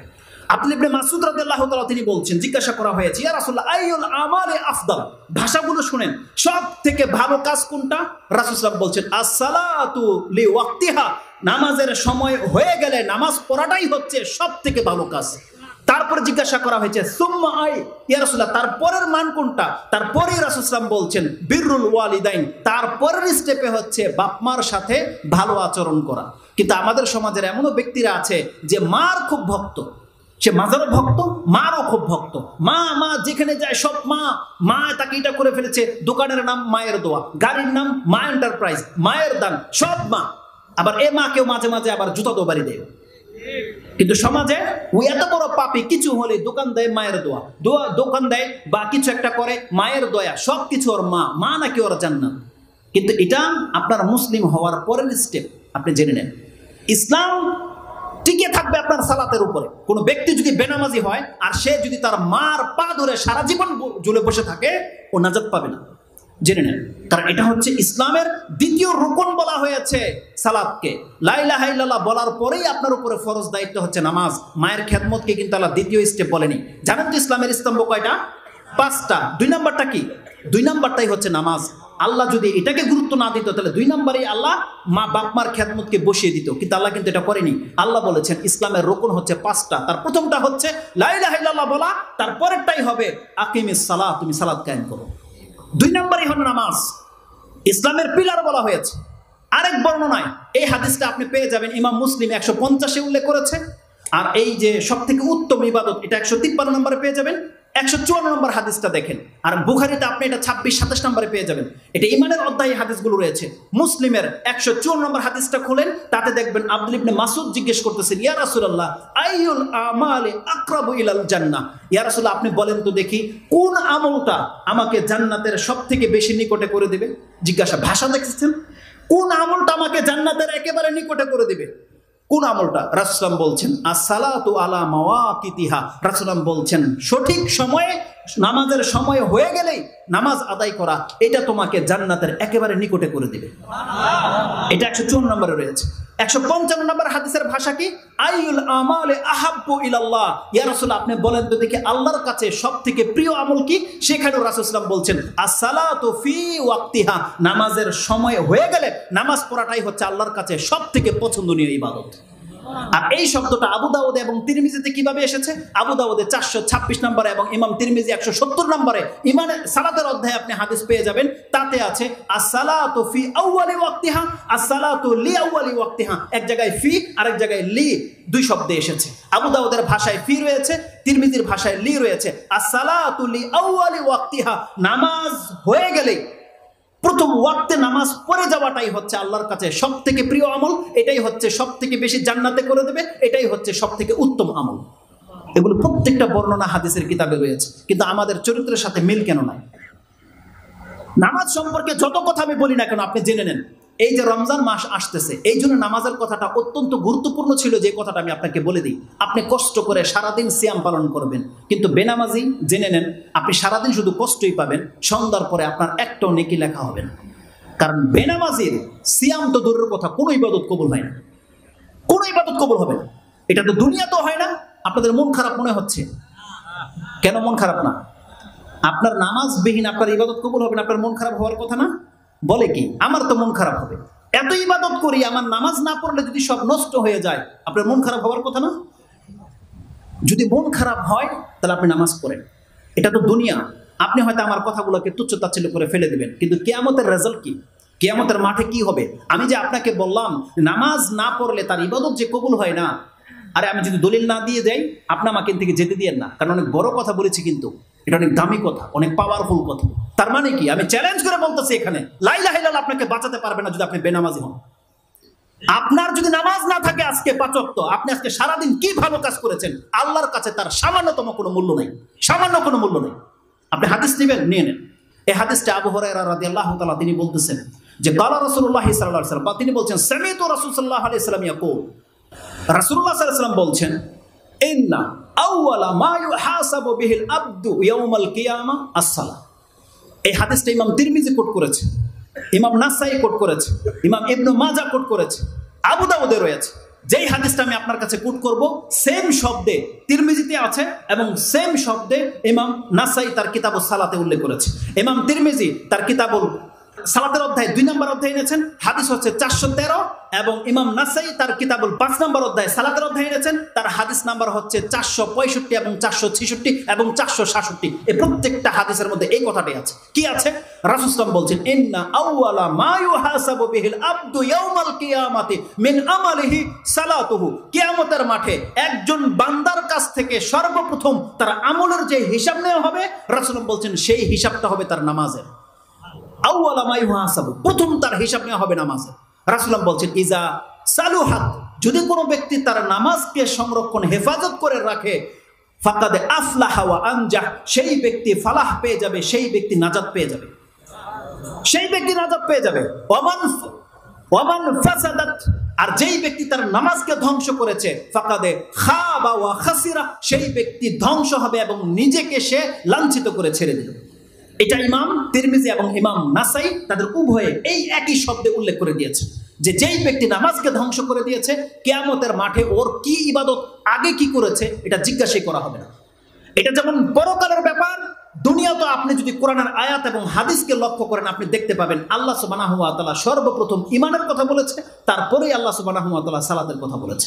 সূরা বাকারাতেই দেখেন আলিফ লাম মিম যালিকাল কিতাবু লা রাইবা ফি হুদাল লিল মুত্তাকিন আল্লাযিনা ইউমিনুনা বিল গায়বি ওয়া ইউকিমুনাস সালাহ। কি আছে? যারা পরকালে বিশ্বাসী, মানে গায়েবে বিশ্বাসী। তারপরের জুমলাটা কি? ওয়া ইউকিমুনাস সালাহ, তারা নামাজ কায়েম করবে। পরের জুমলাটা সেম জুমলা লোকমানেও আছে। আল্লাহ সুবহানাহু ওয়া তাআলা কি বলেছেন? আলিফ লাম মিম তিলকা আয়াতুল কিতাবিল হাকিম হুদাও ওয়া রাহমাতাল লিল মুহসিনিন আল্লাযিনা ইউকিমুনাস সালাহ। আল্লাহ বলছেন এই মুহসিনদের জন্য এই কোরআন নাজিল করা হয়েছে। তারা কারা? যারা নামাজ কায়েম করে। প্রথমেই হচ্ছে নামাজ। সূরা মুমিনুনের মধ্যে কি আছে? আল্লাহ প্রথমে বলে দিয়েছে কাদ আফলাহাল মুমিনুন, নাজাত পেয়ে গেল মুমিনরা। কারা তারা? আল্লাযিনা হুম ফি সালাতিহিম খাশিউন। আল্লাহ শুধু একথা বলেনি যে তারা নামাজ পড়ে, আল্লাহ বলছেন শুধু নামাজ পড়ে নয়, বরং তারা তাদের নামাজে বিনয়ী, আল্লাহকে ভয় পায়, নামাজে খুশুখুজুর সাথে নামাজ পড়ে। এটা হচ্ছে মুমিনদের গুণ। মুমিন হতে হলে আপনাকে নামাজে বিনয়ী হতে হবে, যা ইচ্ছা তাই নামাজ পড়লে চলবে না।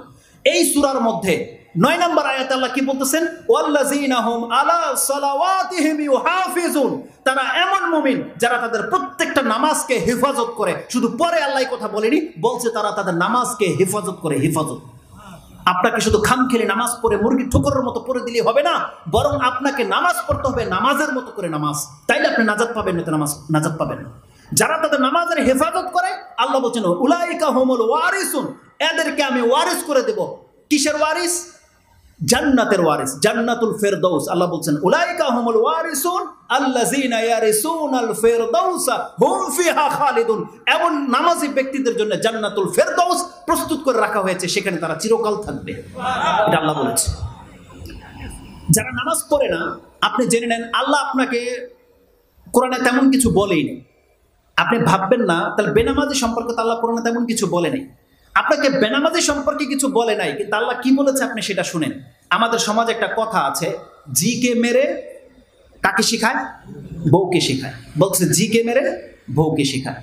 বা এমন হতে পারে আমাদের সমাজে যেটা ঘটে, ছোট বাচ্চাগুলো অন্যায় করেছে বা দুষ্টামি করতেছে, আপনি বড়টাকে একটা কষায় মারেন, ওগুলো সব ঠান্ডা হয়ে যাবে।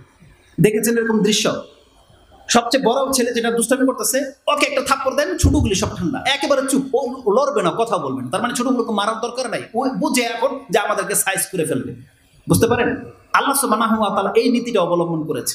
আল্লাহ বেনামাজিকে কি করবে এটা বলে নাই, বরং আল্লাহ বলেছেন সূরা মাউনের মধ্যে কি আছে, ওয়াইলুল লিল মুসাল্লিন, ধ্বংস নামাজিরা। কারা? নামাজিরা ধ্বংস। ওয়াইলুল লিল মুসাল্লিন আল্লাযিনা হুম আন সালাতিহিম সাহুন, যারা তাদের নামাজ থেকে গাফেল নামাজি। নামাজ পড়ে, মুসাল্লি কাকে বলা হয়? যে নামাজ পড়ে কিন্তু খামখেয়ালি, মাঝে মাঝে মাঝে মাঝে পড়ে না। আল্লাহ যদি বলে থাকে ওর ধ্বংস হোক, এখন বেনামাজের কি হওয়া উচিত বলেন? যেই ব্যক্তি নামাজ পড়েছে মাঝে মাঝে বা খামখেয়ালি, আল্লাহ বলছে ওর জন্য ধ্বংস। এই কথা বলার শোনার পরেও বেনামাজের কি হুঁশ হয় নাই, তাহলে আমার কি হতে পারে? আপনি বুঝেন কথা? আল্লাহ বলেছেন বেনামাজি ধ্বংস হবে। তার মানে বেনামাজি যদি নামাজ না পড়ে তাহলে অবস্থাটা কি হবে? যেখানে একজন নামাজি ব্যক্তিকে আল্লাহ বলেছে ওর জন্য ওয়েল নামক জাহান্নাম, যেই ব্যক্তি লোক দেখানো নামাজ পড়েছে, যেই ব্যক্তি খামখেয়ালি নামাজ পড়েছে, আল্লাহ এমন নামাজিকে ধ্বংস বলেছে। আর যে নামাজি পড়ে নাই কি হবে ওর? বলেন কি হবে? কি হওয়া উচিত? কিয়ামতের মাঠে জানেন কি হবে? আল্লাহ বেনামাজিকে কিছু জিজ্ঞাসা করবে না। আল্লাহ প্রথম বলবে,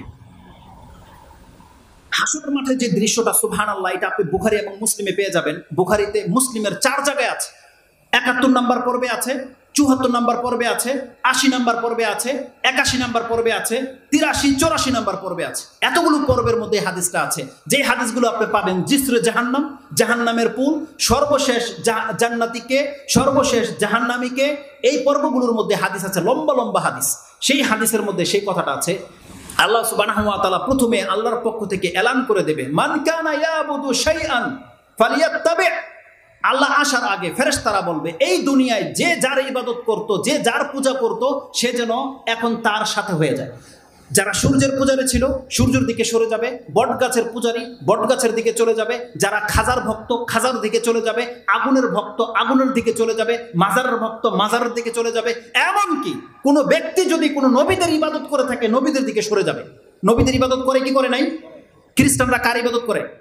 নবীর ইবাদত করে, ঈসা আলাইহিস সালামের ইবাদত করে। ইহুদিরা উযাইর আলাইহিস সালামের ইবাদত করে।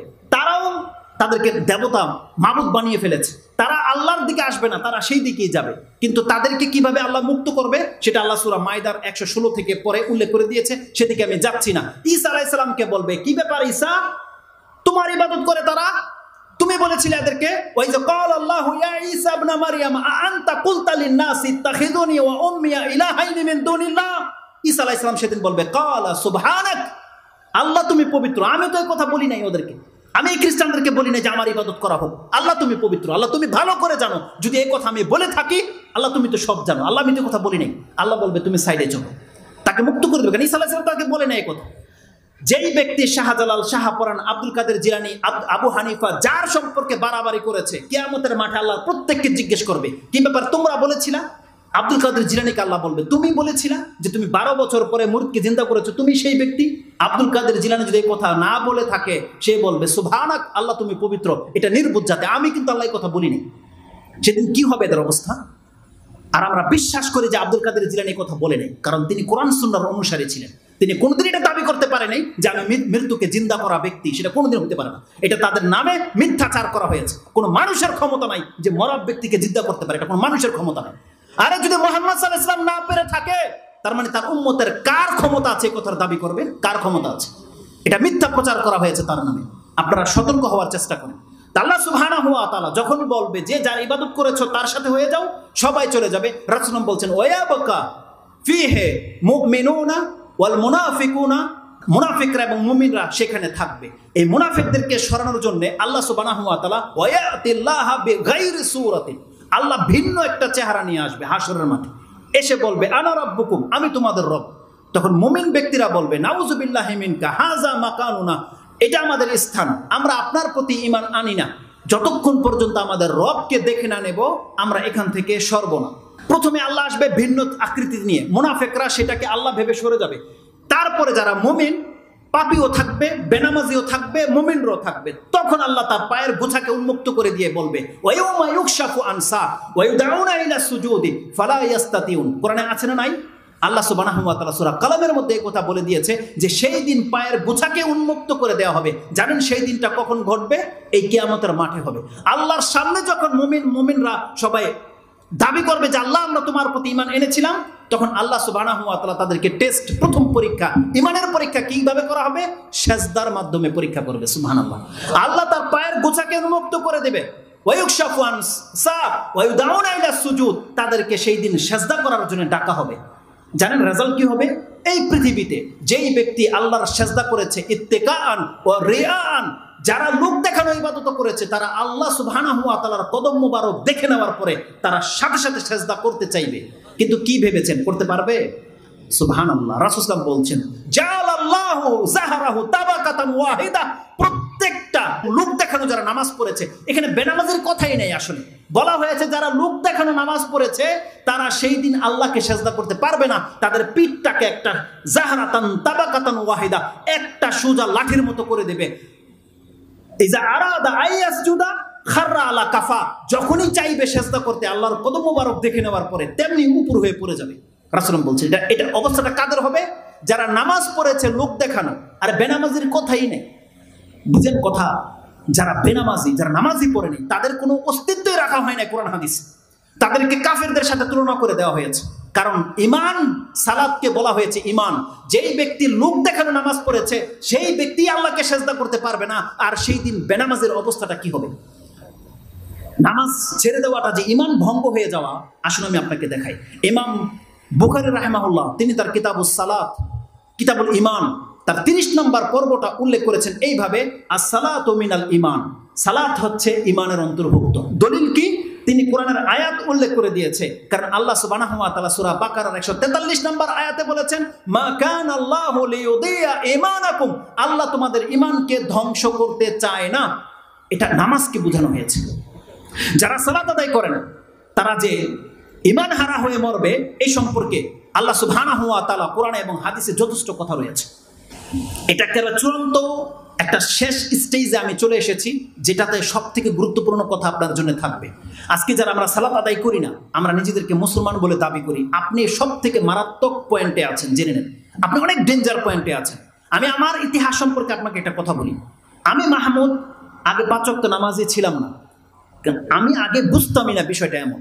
আমি যখন সৌদি আরবে যাই তখন আমাদেরকে বিষয়টাকে যেভাবে বোঝানো হয়েছে, আপনি শুধু সেই কথাটাকে লক্ষ্য করেন। যারা আমার মতো এখানে আছেন, আপনাকে একটা মেসেজ দিই, শোনেন। এমন কোনো ব্যক্তি আছে আপনি যখন জানবেন আপনি অনেক বড় পাপী, তারপরেও আল্লাহ আপনাকে ক্ষমা করবে একটা কারণ থাকলে, ওই কারণটা নিয়ে কি আপনি মরতে চান? কারা কারা আছেন বলেন তো দেখি? আপনি অনেক বড় পাপী, পাপ থাকার পরেও এমন একটা কারণ যদি আপনি নিয়ে মরতে পারেন, আপনার পাপ থাকা সত্ত্বেও আপনি নাজাত পাবেন। কে আছে সেই ব্যক্তি যে সেই কারণটা নিয়ে মরতে চায়? আপনারা কি বোঝেন নাই কথা? আপনাদের মধ্যে এমন কোন পাপী আছেন যে আপনার পাপ আছে তারপরও নাজাত চান, মুক্তি চান? আছেন কেউ এরকম? এই কয়জনই মাত্র মুক্তি চান, আর বাকি সব মুক্তি চান না? তার মানে যারা আমরা পাপী, এবার হাতটা নামাই না। আপনি যদি বুঝে থাকেন আমি আপনাকে বলি, যেই দিন আমি মেসেজটা শুনেছি না, আমি যখন শুনেছি একজন মানুষ যখন মুসলিম হয়, মুসলমান থাকতে পারে, আল্লাহর পক্ষ থেকে একটা মেসেজ এসেছে, সেই ব্যক্তি যদি আকাশ ভরা পাপ নিয়েও মরে, ও মুসলমান থাকলে আল্লাহ ওকে ক্ষমা করবে। ও যদি চরম পাপীও হয়, আল্লাহ বলেছেন ওর পাপী হলেও, ও মুসলিম হলেও ওকে আমি একদিন ক্ষমা করবই করবো, আল্লাহ বলেছেন। যেদিন থেকে আমি মেসেজটা পেয়েছি, আমি পাপী ঠিক আছে ওকে, কিন্তু আমি মুসলিম হয়ে মরতে চাই। আর আমাকে বলা হয়েছে যে মুসলিম ওই ব্যক্তি যেই ব্যক্তি 5 ওয়াক্ত নামাজ পড়ে। আপনি 5 ওয়াক্ত নামাজ পড়েন, এটা হলো আপনার পরিচয়। এখন আপনি মুসলিম, এখন আপনার নেকি আর আপনার পাপ মাপা হবে। যার নেকির পাল্লা ভারী হবে সে নাজাত পাবে, যার পাপের পাল্লা ভারী হবে সে শাস্তি পাবে। কিন্তু আল্লাহ তাকে জাহান্নাম থেকে উঠাবে। কিসের কারণে? তার মুসলিম হওয়ার কারণে। কিন্তু যেই ব্যক্তি মুসলমানই হতে পারেন নাই, আপনি নাজাত পাবেন না।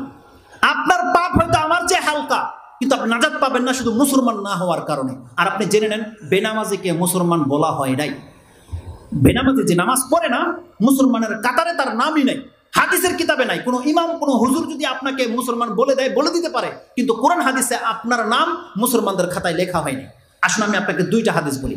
ইমাম মুসলিম তার ইমানের অধ্যায় হাদিস এনেছেন, জাবের রাদিয়াল্লাহু তাআলা তার বর্ণনাকারী, তিনি বলছেন ক্বালা রাসূলুল্লাহ সাল্লাল্লাহু আলাইহি সাল্লাম ইন্না বাইনার রাজুলি ওয়াল কুফরি ওয়াশ শিরকি তারুকাস সালাহ। একজন আল্লাহর বান্দা আর কুফরি এবং শিরকের মাঝে পার্থক্যকারী হচ্ছে নামাজ। ফামান তারাকাহা ফাকাদ কাফারা, যেই ব্যক্তি নামাজ ছেড়ে দিল সে কুফরি করলো। এই হাদিসটা ইমাম মুসলিম তার ইমানের অধ্যায়ে এনেছে। এই হাদিসটা আপনি পেয়ে যাবেন 148 এবং 149। ইমাম তিরমিজি রাহিমাহুল্লাহ তিনি তার কিতাবের ইমানের অধ্যায়ে 26-18 তাতে তিনি বলেছেন, তিনি সেখানে শুধু রাজুল বলে নাই, তিনি বলেছেন বাইনাল কুফরি ওয়াল ঈমান তারুকাস সালাহ, ঈমান এবং কুফরির মধ্যে পার্থক্যকারী হচ্ছে নামাজ। তা নামাজ ছেড়ে দেওয়াটাকে কুফরি বলা হয়েছে। ইমাম নাসাই কোট করেছেন, তিনি বলছেন লাইসা বাইনাল আবদি ওয়া বাইনাল কুফরি শাইউন ইল্লা তারুকাস সালাহ। একজন বান্দা আর কাফেরের মাঝে অন্য কোনো ইবাদত পার্থক্যকারী নাই, একমাত্র নামাজ ছেড়ে দেওয়াটাকে কুফরি বলা হয়েছে। যেই ব্যক্তি নামাজ পড়বে সে মুসলিম, যেই ব্যক্তি নামাজ পড়বে না সে কাফের, এইভাবে বলা হয়েছে। আর এই ব্যাখ্যাটা ওমর রাদিয়াল্লাহু তাআলা আনহু কিভাবে গ্রহণ করেছিল ওই কথাটা বলে দিয়ে আমি আমার বক্তব্য শেষ করে দেব। ওমর রাদিয়াল্লাহু তাআলা আনহু সম্পর্কে তো আপনারা জানেন তিনি কে ছিল, যাকে দেখে শয়তান পালায় বলা হয়েছে। যিনি ইসলামটাকে যার মাধ্যমে এত শক্তিশালী করা হয়েছে তার ইতিহাস কি? তার ফজরের সালাতে তাকে চাকু মেরে আঘাত করে দেওয়া হয়েছে, কয়েকটা আঘাত করা হয়েছে বিষাক্ত চাকু দিয়ে, ড্যাগার দিয়ে। ওই আঘাতেই তিনি শহীদ হয়েছেন, কিন্তু তার মরতে 1-2 দিন বাকি ছিল। এই 2 দিনের ঘটনা যা ঘটেছে সেটা আমি আপনার কাছে বলে দিই। এই হাদিসটা ইমাম সুনানুল কুবরা লিল বাইহাকিতে 6499 এসেছে, এবং হাদিসটা আপনি মুসনাদে মুআত্তা মালিকে 51 নম্বরে পেয়ে যাবেন। মুআত্তা মালিকে 91 বললাম, আর সুনানুল কুবরাল বাইহাকি 6499-তে বললাম। এই হাদিসটা যেটা আছে, ওমর রাদিয়াল্লাহু তাআলা আনহু তিনি যেই রাত্রে আঘাতপ্রাপ্ত হয়েছেন, মানে ফজরে, যেই দিন তার মৃত্যু হবে তার পরের দিনের ফজরের সালাতের দৃশ্য তাবে বলছে ইবনু মাখরামা, তিনি বলছেন আমি ওমর রাদিয়াল্লাহু তাআলা আনহুর কক্ষে গিয়ে দেখি ওমর রাদিয়াল্লাহু তাআলা জেগে আছেন, ফজরের সালাত আদায় করবে, তাই বেচারা মরে যাবে একটু পরে, মরে যাবে। একজন ব্যক্তি শহীদ হয়ে যাচ্ছে, তার জ্ঞান ফিরেছে, তিনি ফজর নামাজ আদায় করার জন্য সজাগ। তাকে জিজ্ঞেস করেছেন আপনি ফজর নামাজ পড়বেন? তিনি ওমর রাদিয়াল্লাহু তাআলা তখন যেই কথাটা বলেছিল যে কেন আমি এখন ফজর নামাজ পড়ব, একজন মুসলিমের ঈমান কি জিনিস, তিনি ওমর রাদিয়াল্লাহু তাআলা বলছেন, তোমরা ভালো করে মেসেজটা স্মরণ করে রাখো। ওমর রাদিয়াল্লাহু তাআলা বলছেন লা হাজ্জা ফিল ইসলাম লিমান তারাকাস সালাহ, যেই ব্যক্তি নামাজ ছেড়ে দেবে ইসলামে তার কোনো অংশ রাখা হয় নাই। তার চেয়ে বড় মুফাসসির আমাদের সমাজে কেউ আছে? পৃথিবীর মধ্যে একজন দেখাতে পারবে? সমস্ত মুফাসসিরকে যদি এক পাল্লায় বসিয়ে দেন, ওমর রাদিয়াল্লাহু তাআলা যেটা আকীদা বিশ্বাস এটাকে খণ্ডন করতে পারবেন? ওমর রাদিয়াল্লাহু বলছেন যেহেতু আমার বিবেক আছে, আমি সুস্থ, আমার মনে হচ্ছে যে আমি এখনো মরি নাই, বেঁচে আছি, আমি ওমর, আমার উপরে নামাজ মাফ হয় নাই। তিনি বলছেন লা হাজ্জা ফিল ইসলাম লিমান তারাকাস সালাহ, কারণ আমি ওমর বলতেছি এই জন্য আমাকে ফরজ নামাজ পড়তেই হবে, কারণ আমি জানি যেই ব্যক্তি এক ওয়াক্ত নামাজও যদি ছেড়ে দেয় ইসলামে তার কোনো অংশ নাই। এটা যদি ওমর রাদিয়াল্লাহু তাআলা আকীদা হইতে পারে। আর আপনি জানেন সেই দৃশ্যটা কি ছিল? ইমাম মুআত্তা মালিক যেই কথাটা উল্লেখ করেছে যে ওয়াজুরহু সাবগুদ্দাম, তার ক্ষত রক্ত ঢেলে দিচ্ছে, রক্ত ঝরছে, কিন্তু তখনও তিনি নামাজ আদায় করতেছেন। কেন? তিনি আল্লাহর কাছে মুসলিম হয়ে মরতে চেয়েছিলেন। মুহাম্মদুর রাসূলুল্লাহ সাল্লাল্লাহু আলাইহি ওয়াসাল্লামের দৃশ্যটাকে এটা নয়। আয়েশা রাদিয়াল্লাহু তাআলা বলছেন সর্বশেষ রাসূল যখন জ্ঞান ফিরেছে তিনি 2 জন বাইনা রাজুলাইনে হাদ্দা বাইনা রাজুলাইনে, 2 ব্যক্তির কাঁধে ভর করে তিনি ঘর থেকে তাকে মিম্বর পর্যন্ত নিয়ে আসা হয়েছে। আয়েশা রাদিয়াল্লাহু তাআলা বলছেন রাসূলুল্লাহ হেঁটে যায়নি, বরং বালুতে তার পা গুলোকে হেঁচড়িয়ে তার মিম্বর পর্যন্ত যাওয়া হয়েছিল। এটা ছিল মুহাম্মদুর রাসূলুল্লাহ সর্বশেষ সালাম। যখনই তার জ্ঞান ফিরত তিনি বলতেন আসসালাম আসসালাম ওমা মালাকাত আইমানুকুম। যে মুহাম্মদ সাল্লাল্লাহু আলাইহি ওয়াসাল্লামের শাফাত পাওয়ার জন্য আপনি তার নাম শুনলে 10 বার চুমু খান, আপনি কি ভেবেছেন নাজাত পেয়ে যাবেন? এটা ছিল মুহাম্মদ সাল্লাল্লাহু আলাইহি ওয়াসাল্লামের আদর্শ। রাসূল আল্লাহ সুবহানাহু ওয়া তাআলা কি বলেছেন? লাকাদ কানা লাকুম ফি রাসূলিল্লাহি উসওয়াতুন হাসানাহ। যেই মুহাম্মদ সাল্লাল্লাহু আলাইহি ওয়াসাল্লামের উপরে আল্লাহ সুবহানাহু ওয়া তাআলা এই আয়াত নাযিল করে দিয়েছে, যেই আয়াত আপনি সূরা আল হিজর 15 নম্বর সূরার সর্বশেষ আয়াতে পাবেন। 99 নম্বর আয়াতে আল্লাহ বলছেন ওয়াবুদু রাব্বাকা হাত্তা ইয়াতিয়াকাল ইয়াকিন। মুহাম্মদ তুমি তোমার জীবনের শেষ মুহূর্তটা পর্যন্ত তোমার রবের গোলামি তোমাকে করতে হবে। মুহাম্মদ সাল্লাল্লাহু আলাইহি ওয়াসাল্লাম করে গেছে, আর আপনি তার শাফাত আশায় বসে আছেন, কিন্তু তার প্রথম আদর্শ আপনি গ্রহণ করেননি। আপনি 5 ওয়াক্ত সালাত আদায় করতেছেন না।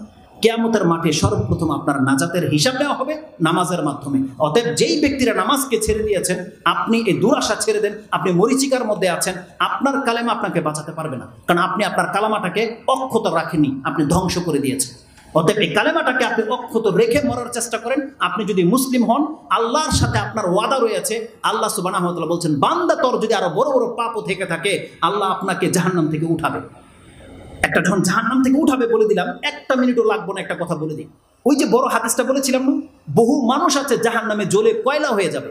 সর্বশেষ আল্লাহ ফেরেশতাদেরকে তার দয়ায় যে আদেশটা করবে, ফেরেশতাদেরকে বলা হবে, ইরজিউ উখরিজু মান কালা লা ইলাহা ইল্লাল্লাহ।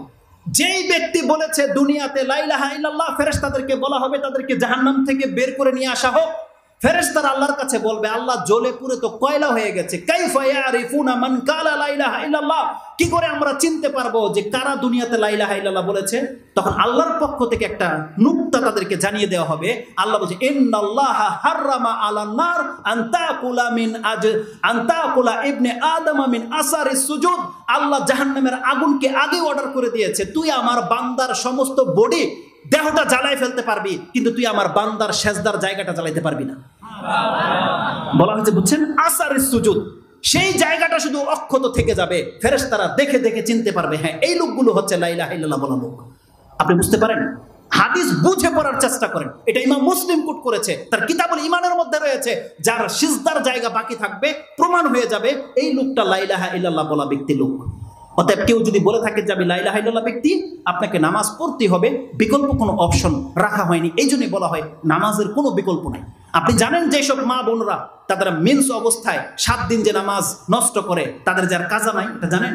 কারণ নামাজ তখনকারটা তখনই পড়তে হয়, কাজা রাখা হয় নাই। অতএব জেনে নেন, যেই ব্যক্তি নামাজ পড়ে যদি আজকে দিন পার করে দেন, কালকে আপনার তওবা ছাড়া বিকল্প কোনো পথ খোলা নেই। আপনার তওবা করে এখন নামাজ আদায় করতে হবে, নাহলে এই অবস্থায় যদি মরে যান, আপনাকে কেউ নাজাত দিতে পারবে না। আল্লাহ সুবহানাহু ওয়া তাআলা এই কথাগুলোকে আমাকে বুঝার তৌফিক দান করুক এবং এর উপরে আমল করার তৌফিক দান করুক। ইব্রাহিম আলাইহিস সালামের মতো আমরা প্রত্যেকে দোয়া করি, আল্লাহ তুমি আমাকে, আমার সন্তানদেরকে আল্লাহ তুমি নামাজি হিসেবে কবুল করে নাও। আল্লাহ নামাজ পড়ে যেন তোমার কাছে আমরা সাক্ষাৎ করতে পারি। আল্লাহ শয়তানকে আমাদের কাছ থেকে দূরে সরিয়ে দাও এবং আমাদেরকে 5 ওয়াক্ত নামাজে হওয়ার তুমি তৌফিক দান করো। আকুলু লিকাউলি হাযা আস্তাগফিরুল্লাহ লি ওয়া লাকুম ওয়া লিসাইরিল মুসলিমিন ফাস্তাগফিরু ইন্নাহু হুয়াল গফুরুর রহিম। আসসালামু আলাইকুম ওয়া রাহমাতুল্লাহি ওয়া বারাকাতুহু।